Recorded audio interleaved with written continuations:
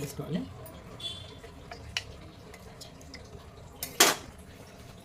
Oil వేసాక onions వేయాలి. అలాగే తగినంత సాల్ట్ వేయాలి.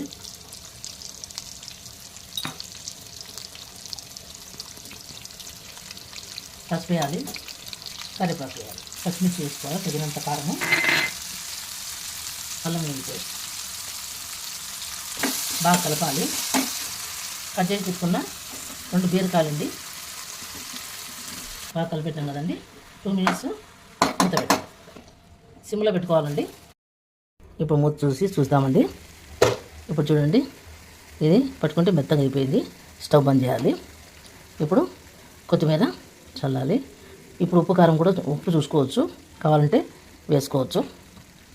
మీకు నచ్చినట్లయితే షేర్ చేసి లైక్ చేయండి. ఒకసారి